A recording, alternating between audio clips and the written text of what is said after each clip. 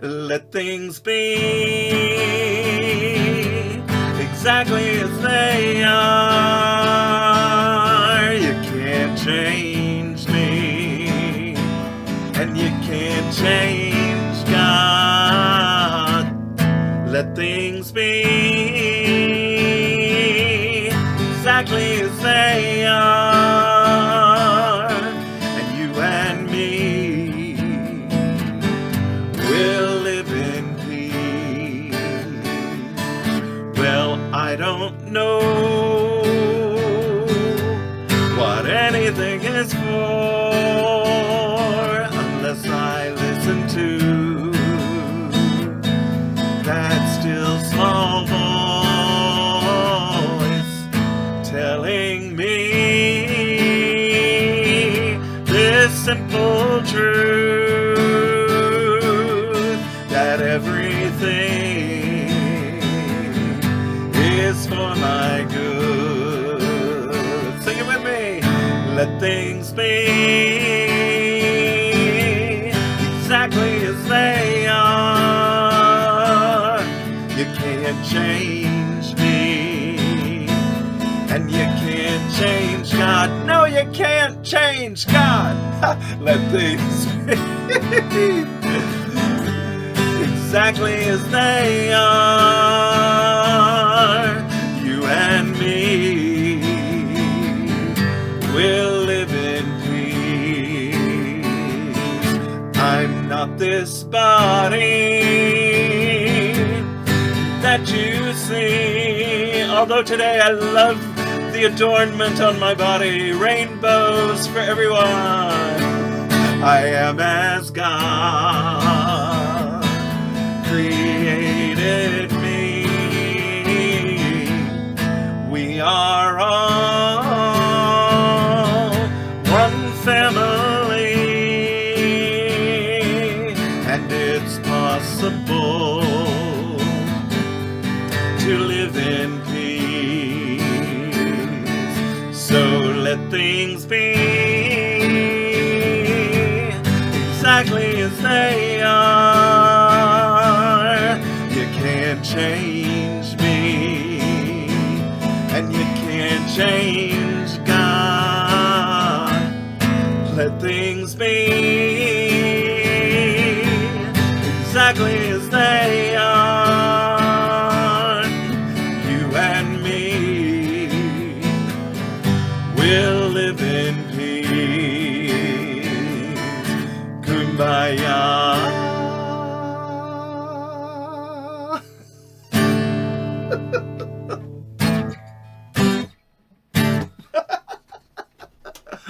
Yay! Hey, everybody!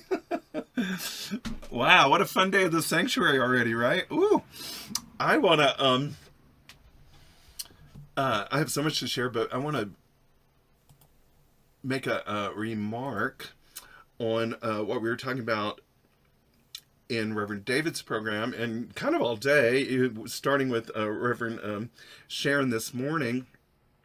Well, I think there was a quote that came from Adyashanti. It is not easy having our illusions crushed, right? Wow. Okay.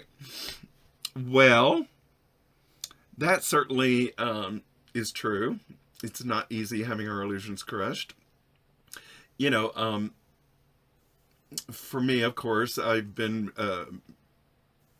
working through the illusion that I can't have a life unless it's with Glen, you know, so that illusion has been crushed. That was hard to go through. That was really hard.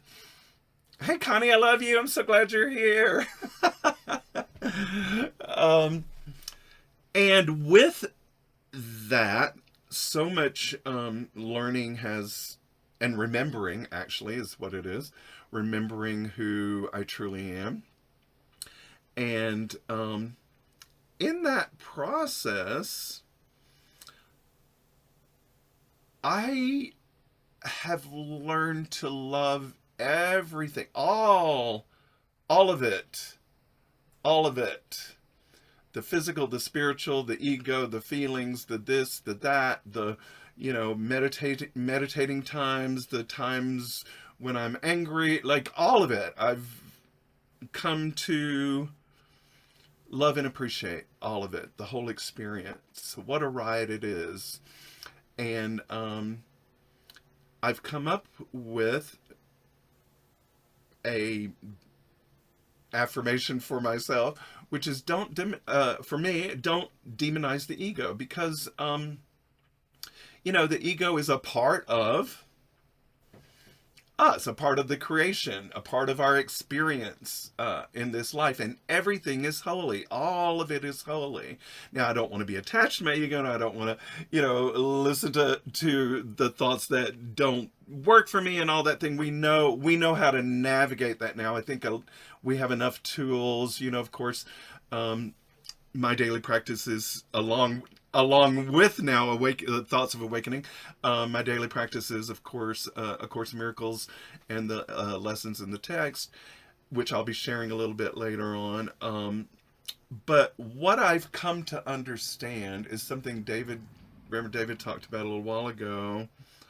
What I want is exactly what I have. What I want is right here, or I wouldn't have it. Now, if I'm saying I don't want it, then let's check in.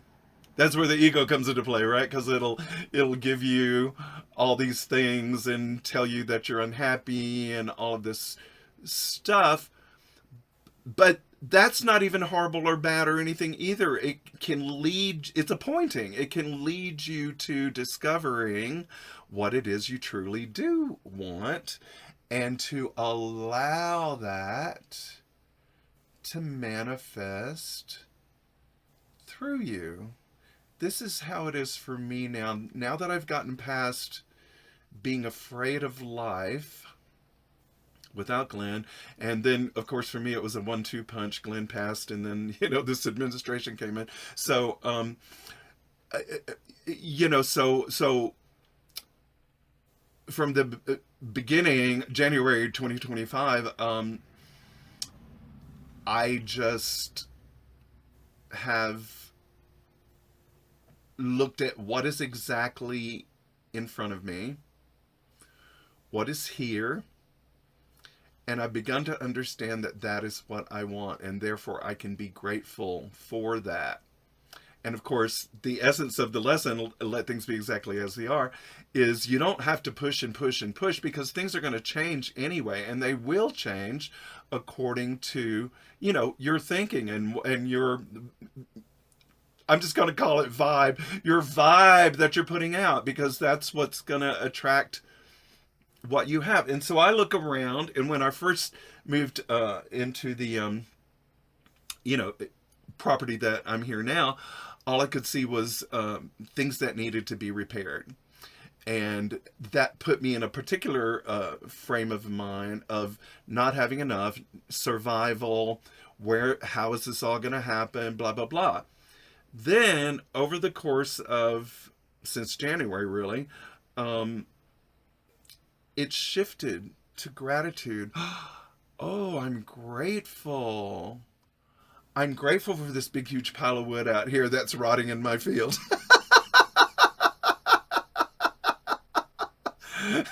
That were the last beams of the house. When we bought the place, there was a house here and it was falling in and we had to tear it down.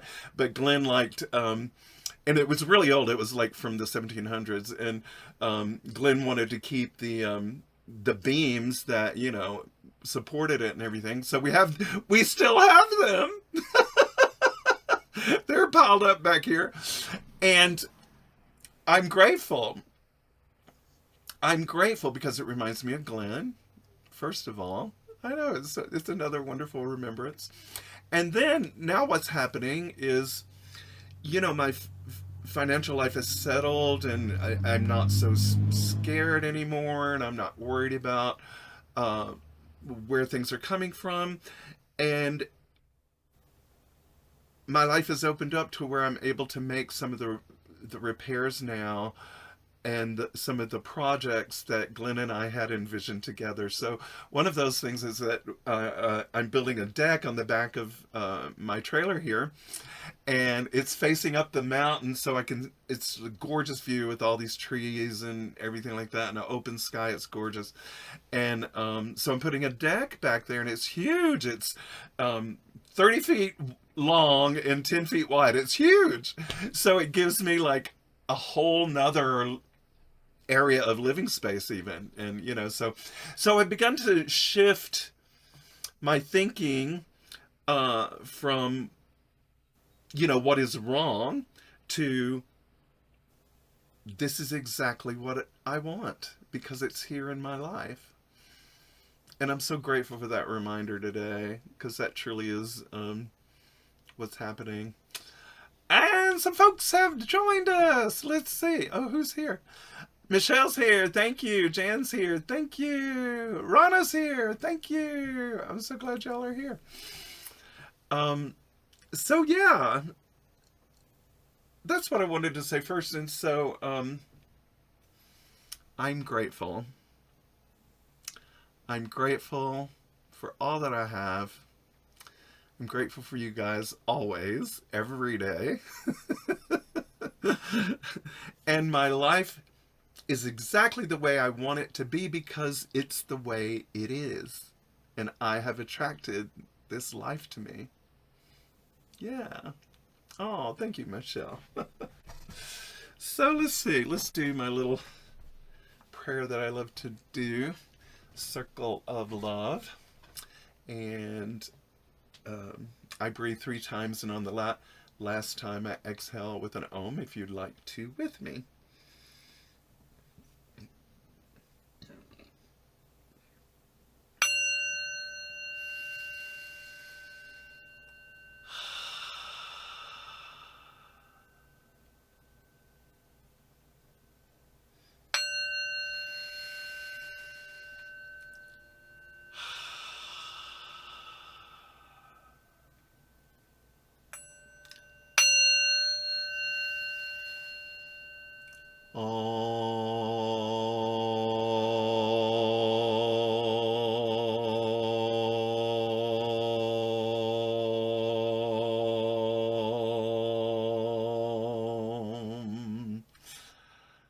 Thank you.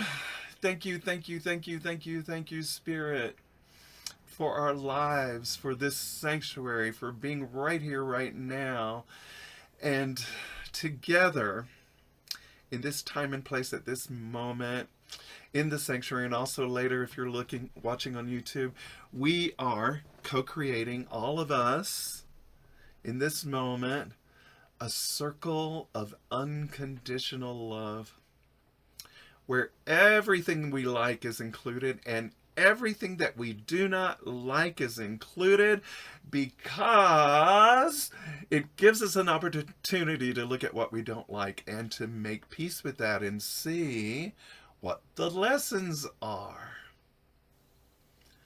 I am so grateful for the lesson of letting things be exactly as they are, for embracing that, for knowing that I have exactly what I want in my life because it is here.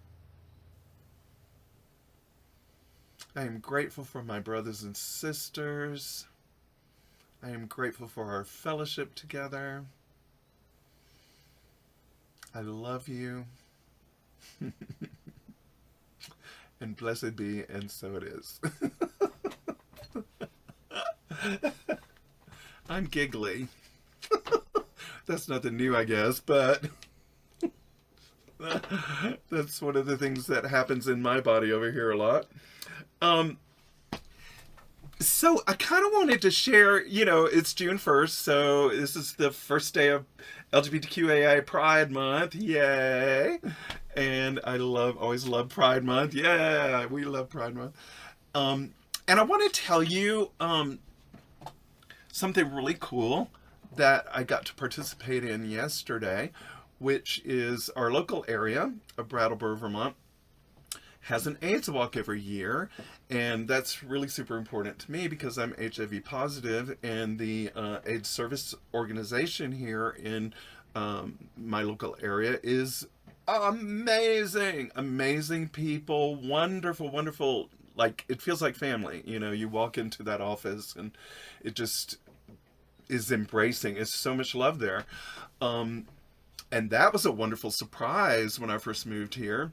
And they've been so, so helpful to me. So a few months ago, they asked me to be on their board of directors, and I said yes. And so I've been working with them here in the local community. And one of our projects was to, continue with the AIDS Walk, have AIDS Walk this year, and it's the 38th year of AIDS Walk here in Brattleboro. Well, I want to introduce you to this amazing woman in our community. I'm going to see if I can share my screen. Yes, I can. Oh, good.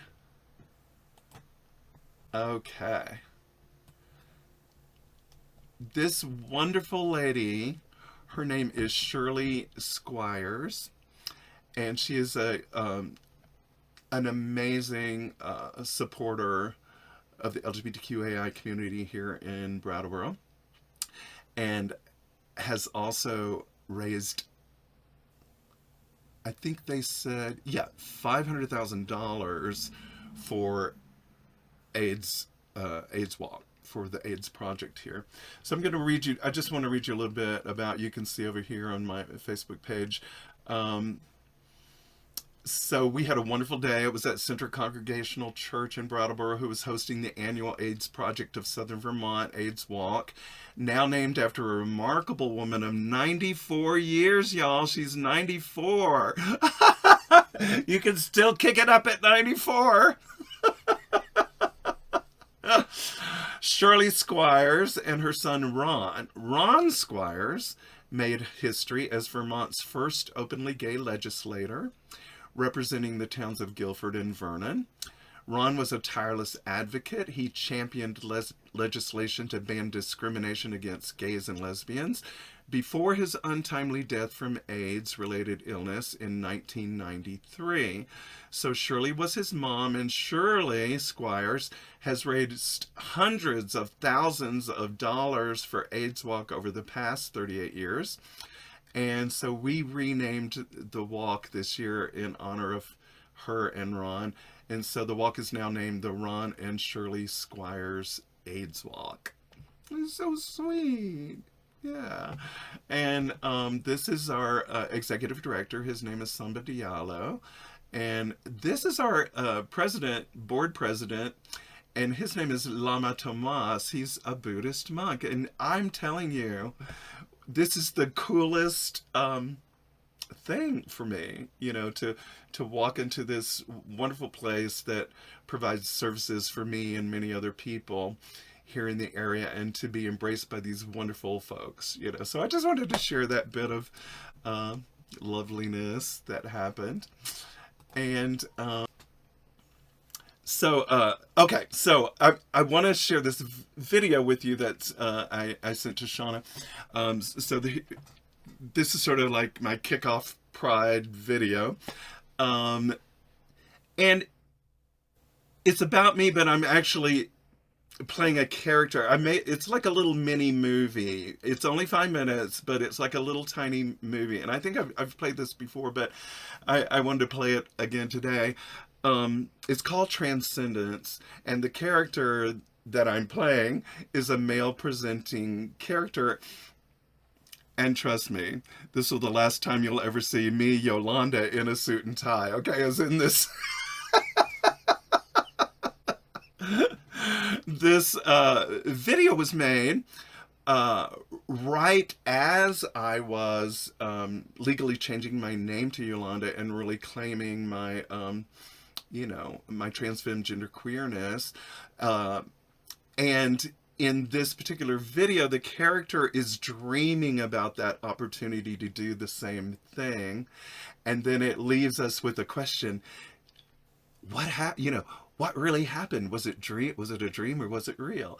And So one more thing I want to mention, when you see the character lifting the laptop, they're looking for a plumber, but something wacky's going on, you know, the forces intervene, and they're switched to a web page called Transgender Forum, which is an organization that really helped me understand who I was. So I wanted to give you those bits of information before you saw the video. And so, yay. Thank you, Shauna. Transcendence.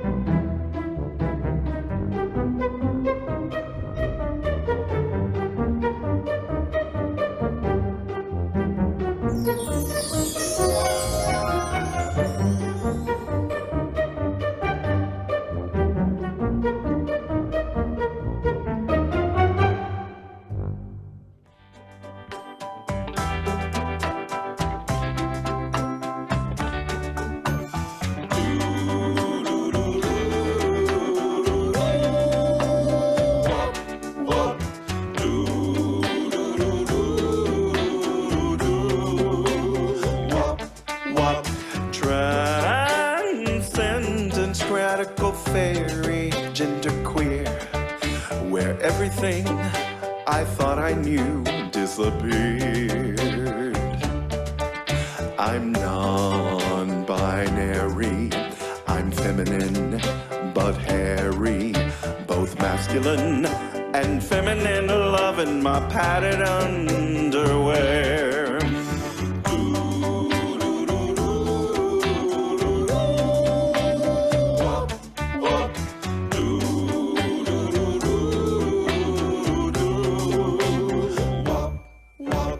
It doesn't matter what I choose to wear. My identity's not a bodily affair. And I know that it's hard to believe that my spirit transcends these boundaries. So you rock me and I roll you. And what is a gal supposed to do?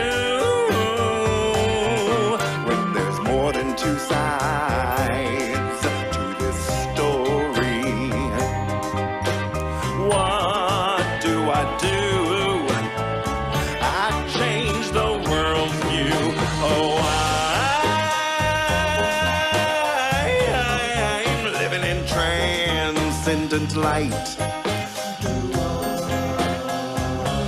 My whole world is set right, yeah.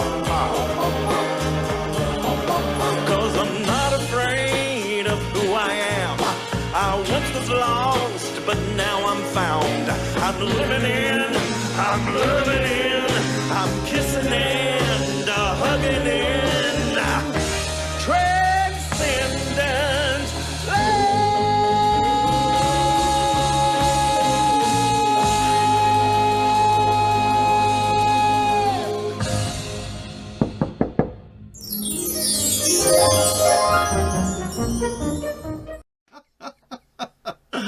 Oh gosh, that was one of the funnest things I ever made. That needs to be a Broadway show. Yeah. I'm so glad y'all liked it.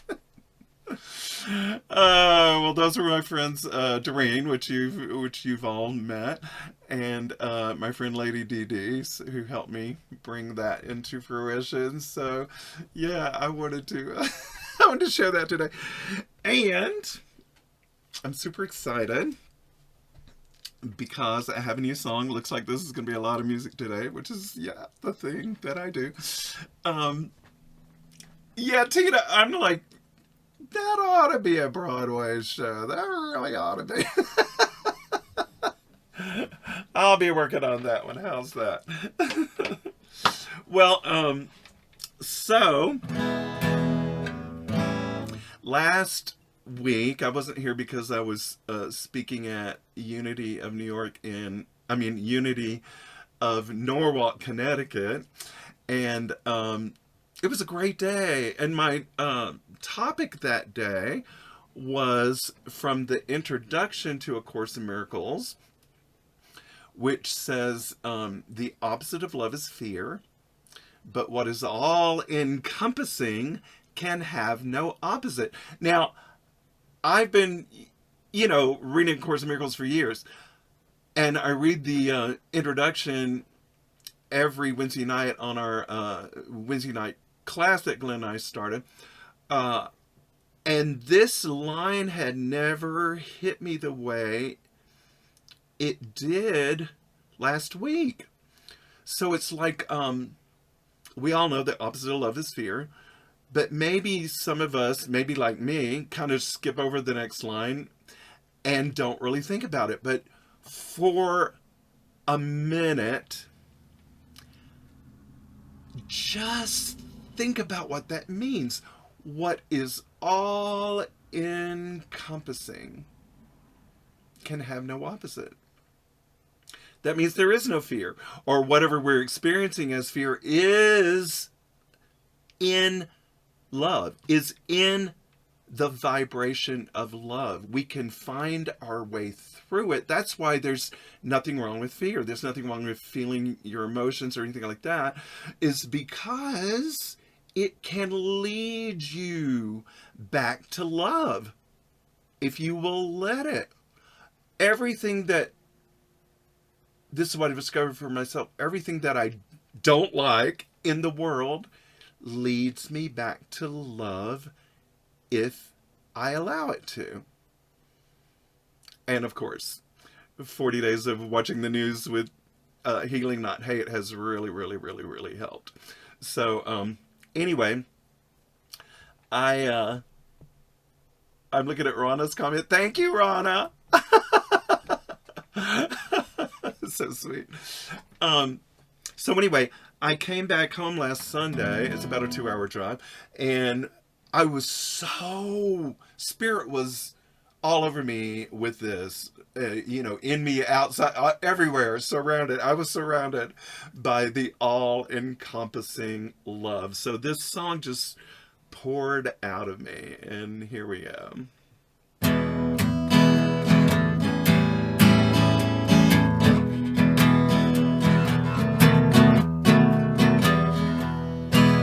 Well, did you know that love is your true identity?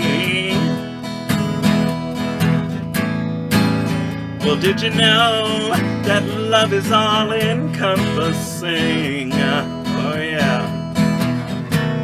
And everything you fear is now all dissolving. Love is not in conflict, love simply is. Love is inclusive, it surrounds and transcends. Ooh, love is all there is. Love is inclusive, love is all encompassing. Well, did you know that love has no opposite? And did you know that no one is left outside of it? There is no one in exile, all of us are a part of it. Love is not in conflict, love simply is. Love is inclusive, it surrounds and transcends. Ooh, love is all there is. Love is inclusive, love is all encompassing. Okay, here we go, let's sing. Do do do do do. Do do do do do do. Make it up. Do do do do do. Do do do do do do do. Oh yeah, sing it, sister. Do do do do do do.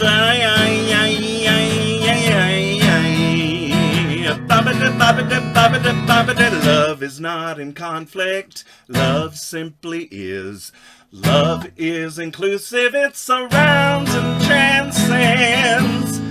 Ooh, love is all there is. Love is inclusive. Love is all encompassing. Love is all encompassing. Love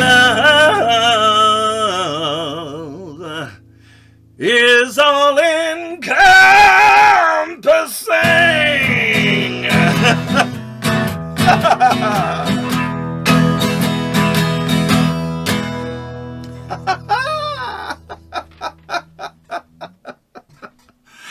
Love is all encompassing. Woo! Get on that train, yeah? Oh, let's get on that train. Oh, that song is the show. Right, the Broadway show. Yeah. Oh, David likes that one. Oh, good. Oh, I'm so glad y'all like it. Oh, man, oh, man, oh, man. Thanks, everybody. Oh, goodness. What a gift. What fun it is just to be exactly where we are and see these, times of stress and despair and fear dissolving.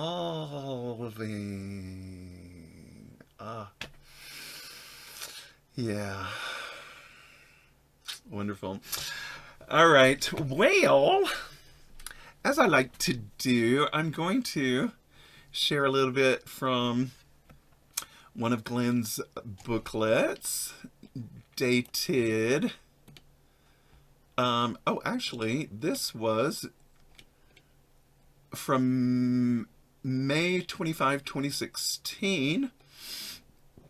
And this is from the text, A Course in Miracles, Chapter 13, The Guiltless World. And this is section 11, Release from Guilt. Now, I loved this. I just absolutely loved this. The text and Glen's comments I felt were so spot on, Oh, there's Rhoda. Hey, Rhoda. Yay. Prez. Hey, Prez. And Jill's here, too. Yay. So, as I like to do, I'm going to share Glen's booklet with you for a sec, because he likes to put these cute little pictures. Here's a beautiful picture of a beautiful family from way back in the day. And here's another picture of a group of kids at story time, which I do occasionally. I get dressed up as a butterfly and go read stories to children. It's so much fun to do. Oh yeah, so the first one was Maggie Lena Walker's children, and this one, or children dressed up as their favorite character for National Storytelling Week. Yay, that's cool. In Rotherham, UK. So, Glen used to do this, an explanation of images, and it turns out that usually this explanation is a great summary of the lesson, so I like to start with this. And he said, we blame our parents and society for not getting our childhood right. I don't know, have you ever had that feeling? I certainly carried that with me for a long time. Why didn't you get that right? You know, they were only doing the best they could, but you know, sometimes we feel a certain way. So this was one of Glen's things. We blame our class status for our limited opportunity. He had a real thing with that. Why did we have to be born a male, female, brown, or pale-faced? This is our life, uniquely ours, holy and whole. There is no way to compare it to another's. And I want to stop right there because I feel like that's exactly what we were talking about today. What I want is exactly what I have. Our life is unique. Your life is unique. It's, you know, all of your experiences, all of my experiences, I have called in. This is another thing I'm realizing. I like using this term. I've called them in because of the vibration that I am emitting. So if I don't like what I'm experiencing, I can change my vibration.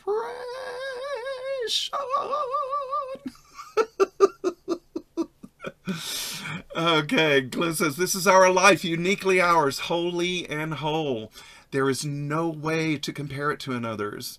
We are oddly proud and guilty of our past and the choices we have made.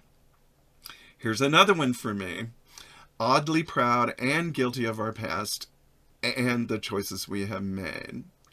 Now, I have done some crazy things, y'all. I am writing an autobiography, and at some point, you know, I'll let you read it all. But seriously, I have done some really crazy things, and I'm oddly proud of a lot of those things. And oddly, if I let the ego take me there, I can get really guilty about those things. But we learn to appreciate the way we stumble through our lives. I love the way you said that, the way we stumble through our lives. It's all okay. Whether, you know, in the past when I was doing some things that I probably am not so proud of these days, I was just stumbling through. I was doing the best I could with the knowledge that I had. And now I have I remember so much more of who I am than I did back in the 80s. I'm specifically talking about it, but, you know, I was a rock and roll kid back in the 80s. If we take a moment, we can appreciate others in their journey as well. Yes. If we just take a moment with each other, we can take a deep breath, let the judgment go, and appreciate others in their journey as well, even though it may not be the journey that you would take or that I would take. It's still a journey that's all leading to the same place. We're all going in the same direction, no matter what path we're on. Some of us will be astronauts, princesses, and knights. We'll be superheroes, mothers, and teachers. It's your story. Let go of comparison and the guilt and resentment that comes with it. Be wholly you. Yes. And here's a beautiful mandala. Yeah. But yeah, that was so much of Glen's message. Be wholly you. Oh, David wants a copy. Oh, George is with us. Hey, George. Oh, goodness. Yeah, it's stunning, some of the things I did, running around trying to discover who I truly am. But, you know, that was the 80s in New York City, and that's how I contracted HIV. However, at the same time, you know, I was going to the Healing Circle with Marianne Williamson and learning about ACIM, and also Louise Hay was around a lot at that time. And that's a list of affirmations that she taught me, actually, well, all of us in the group, but still stick with me today, and became the song I Love Myself. I love myself. I forgive myself. My life feels good. I can have what I want. Yeah. And that took me through all of those challenging times that I was experiencing. And now when I look back on that, I see how wonderful that was for me to go through, because it, you know, made me the person I am today. So, you know, it's awesome. All right, so I'm going to go up and take a few minutes, about 1:45. I'm just going to read some of the things and some of the questions that, some of the commentary and some of the questions that Glen made. And the first thing I want to share is a comment from Glen that says, we all have the habit of blaming others for how we feel and what has happened in our lives and the choices we made. And we look outside of ourselves to feel good, comforted, and satisfied as well. We are the source of our unhappiness because we fear to look within. This fear to look within also keeps the source of happiness hidden from us. And he has a question for us here. Whose life are you living? I really think it's a good contemplation question. Whose life am I living? Am I living my authentic life, or am I living the life that my mom and dad wanted me to live? Am I living the life that I think I should live because I'm spiritual? You know? Am I living the life that a reverend is supposed to live? You know? These things come into my mind every now and then to will give me the opportunity to go back to my authenticity, to really understand. So whose life are you living? Whose life are you living? Are you living the voices in your head that don't like you? Or are we really letting ourselves be our authentic selves? And that's truly what we explore here in the sanctuary. And then Glen goes on to say, when we project the source of our well-being away from us, we destroy our relationship with it and the thing we projected it upon. So we avoid and ignore. We need healthy relationships to share ourselves with the world. Amen to that.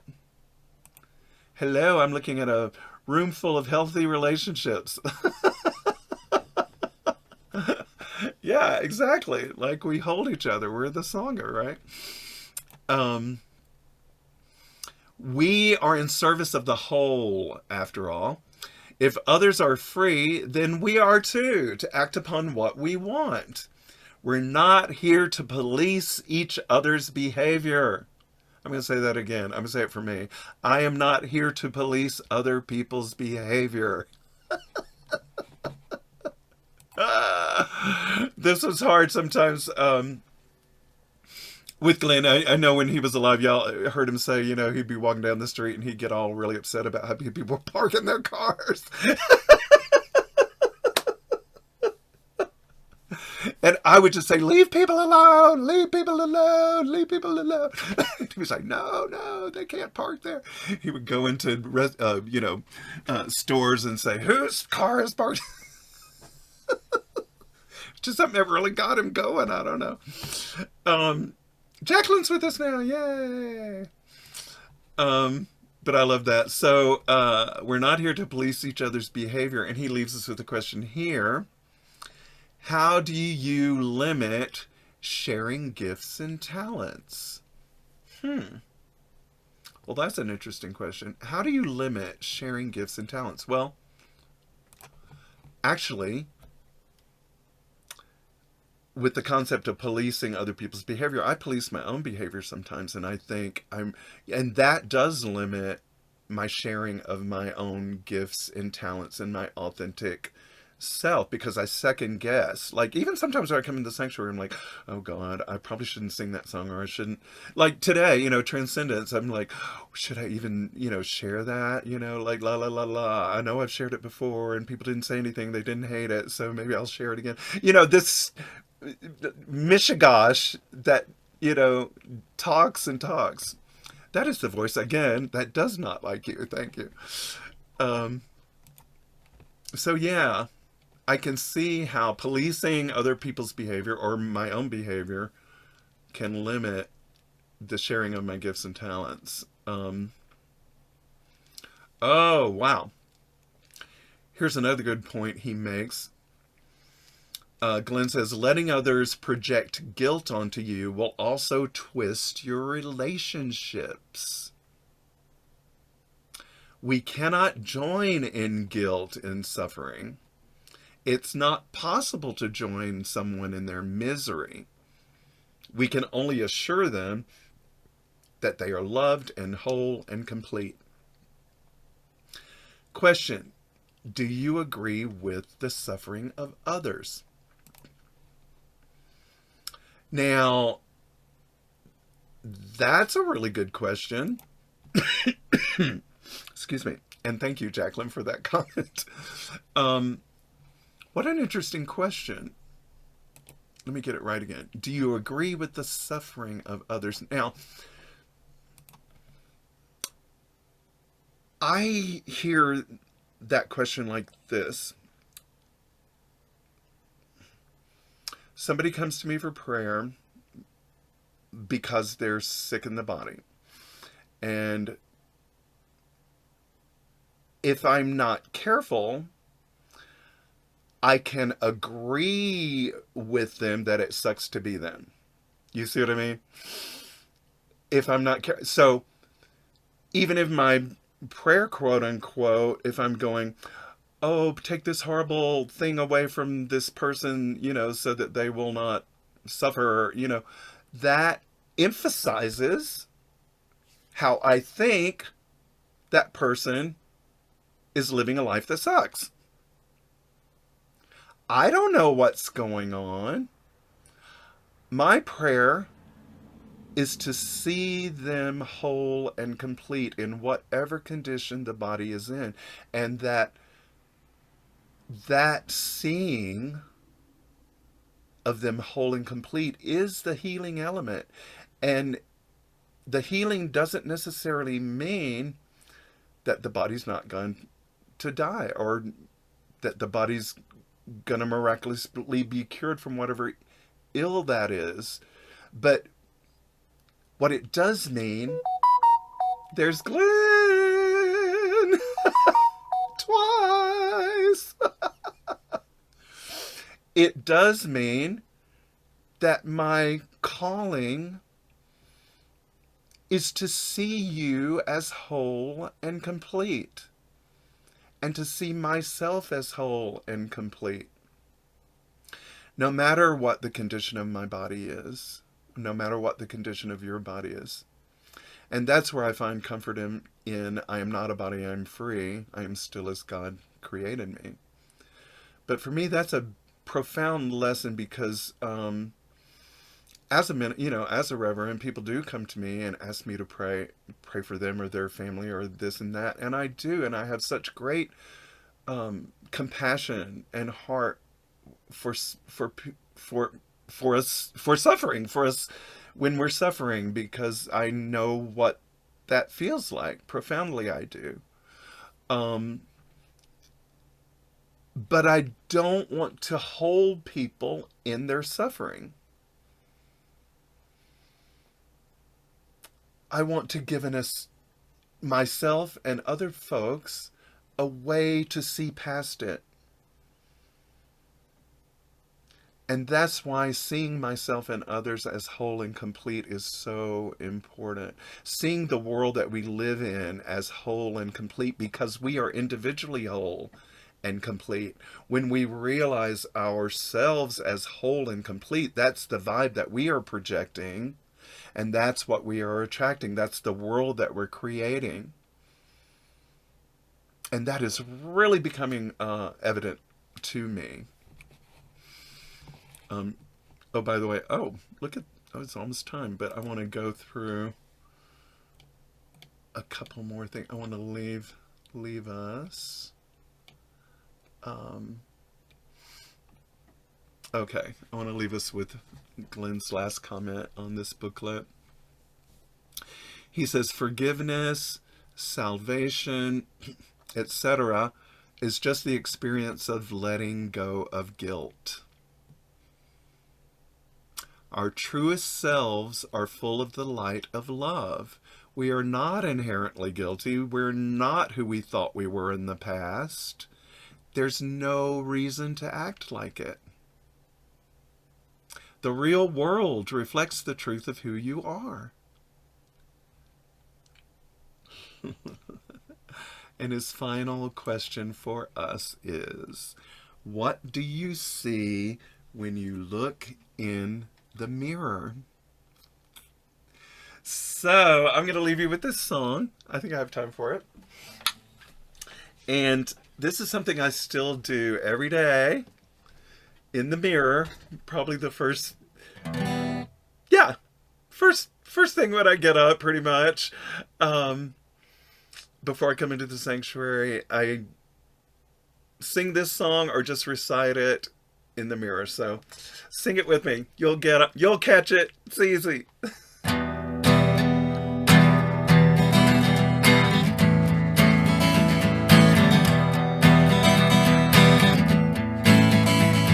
I love myself. I forgive myself. My life feels good, and I can have what I want. So I choose joy, and I choose peace. I love myself. I forgive myself. My life feels good, and I can have what I want. So I choose joy, and I choose peace. Opportunity finds me. I create what I need. I'm open to suggestions. I accept success. I take responsibility.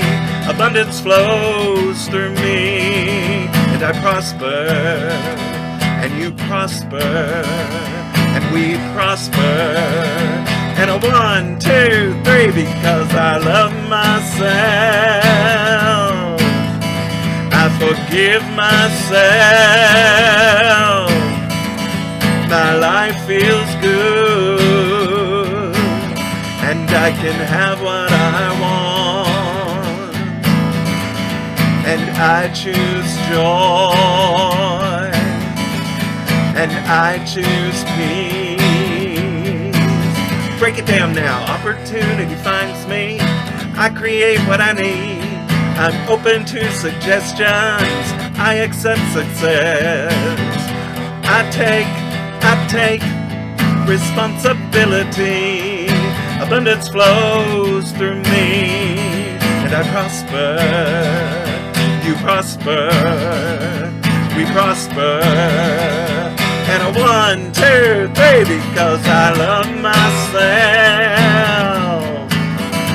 I forgive myself.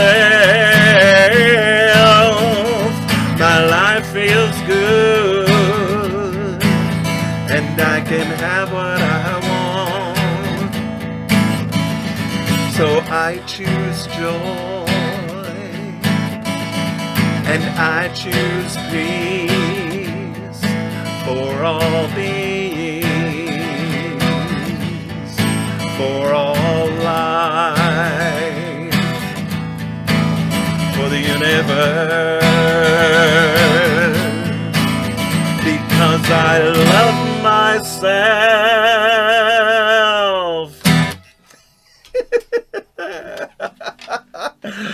All right, you wonderful, lovely, wonderful people.